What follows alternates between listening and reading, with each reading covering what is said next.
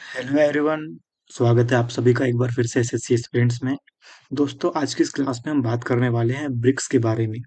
इसके अलावा ब्रिक, जिसे ब्रिक्स से पहले बनाया गया था, BRIC, BRICS plus, BRICS plus और NDB, न्यू डेवलपमेंट बैंक। देखिए दोस्तों, ब्रिक्स क्या था?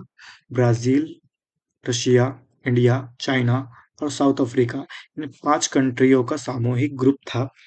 इसे शुरुआत में 2001 में ब्रिटिश इकोनॉमिस्ट जिम ओनेल द्वारा ब्रिक कहा गया था, BRIC।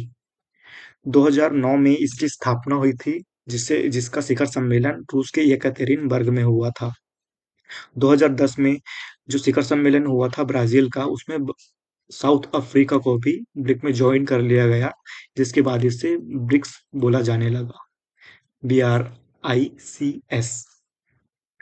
ये जो 5 कंट्रियां हैं, इनका मुख्य उद्देश्य है कि इन सभी देशों के बीच आर्थिक सहयोग को बढ़ावा देना तथा सभी डेवलपमेंट कार्य को बढ़ावा देना।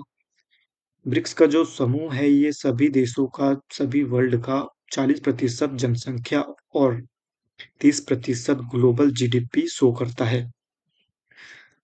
2024 में 1 जनवरी 2024 में इसे एक्सपेंड किया गया। इसमें तो ऐसे 5 कंट्री जोड़ा जाना था, जिसमें से है इजिप्ट, इथियोपिया, ईरान, यूएई और अर्जेंटीना को भी जोड़ा जाना था, लेकिन वहां के प्रेसिडेंट जेवियर मिली ने इसे ज्वाइन करने से मना कर दिया।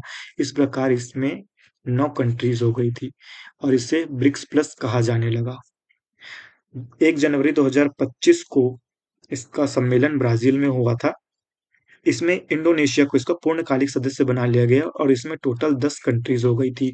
सऊदी अरेबिया इसका एक ऑब्जर्वर कंट्री है। यहाँ आप मैप में देख सकते हैं ब्रिक्स की कंट्रीज: रशिया, चाइना, इंडिया, ये इंडोनेशिया के आइलैंड, ये है Iran, Egypt, Ethiopia, south Africa और ये ब्राजील। आगे बढ़ते हैं दोस्तों, बात करते हैं न्यू डेवलपमेंट बैंक के बारे में। वर्ल्ड बैंक की तरह ब्रिक्स कंट्रीज का भी एक डेवलपमेंट बैंक है, जिससे न्यू डेवलपमेंट बैंक कहा जाता है। इसे पहले ब्रिक्स डेवलपमेंट बैंक कहा जाता था। इसकी स्थापना 2014 के फोर्टलेजा शिखर सम्मेलन में हुआ था, जो कि ब्राजील में हुआ था। इसका मुख्य उद्देश्य इनके सभी देशों के बीच वित्तीय समावेश को बढ़ावा देना और डेवलपमेंट को बढ़ावा देना है। अब आते हैं इसकी चेयरमैनशिप के बारे में। दोस्तों, जो सबसे पहला शिखर सम्मेलन था 2009 में हुआ था, जब इसे ब्रिक कहा गया था, BRIC। 2010 में साउथ अफ्रीका 2010 में साउथ अफ्रीका ने ब्रिक्स को ज्वाइन कर लिया। 2014 में NDB की स्थापना की गई और 2024 जब इसमें 4 नई कंट्री ऐड किया गया और 2025 में इंडोनेशिया को जोड़ा गया। इस प्रकार इसमें टोटल 10 कंट्रीज हो गई थी। और जो 2026 में होने वाला शिखर सम्मेलन है, वह भारत में होगा, जो कि 18वां क्रम का शिखर सम्मेलन होने वाला है। इससे पहले 17वां क्रम का शिखर सम्मेलन हुआ था। जो 17वां क्रम का शिखर सम्मेलन हुआ था, उसका जो थीम था वो था strengthening global south cooperation for a more inclusive and sustainable governance. ठीक है दोस्तों, तो मैंने दोस्तों पूरी कोशिश की आपको ब्रिक्स के बारे में बताने की।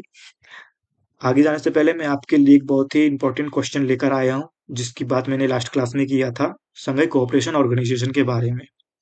दोस्तों, एसएससी का जो वेंडर है, TCS से एडिक्विटी को दे दिया गया है, जो कि लेटेस्ट पैटर्न में क्वेश्चन पूछ रहा है, जो कि स्टेटमेंट पैटर्न में है। तो उस पैटर्न की तैयारी कराने की कोशिश मैं आपके लिए कर रहा हूँ। तो आप इस वीडियो से उन क्वेश्चन की प्रैक्टिस कर सकते हैं। तो चलिए शुरू करते हैं। संघाई कोऑपरेशन ऑर्गेनाइजेशन जो है, इसके बारे में कुछ कथन दिए गए हैं और इसका आंसर आपको बताना है कि कौन सा आंसर सही है। तो चलिए देखते हैं। भारत और पाकिस्तान को 2017 में इसका पूर्णकालिक सदस्य बनाया गया। ये पहला है। ये सही है या गलत आपको बताना है।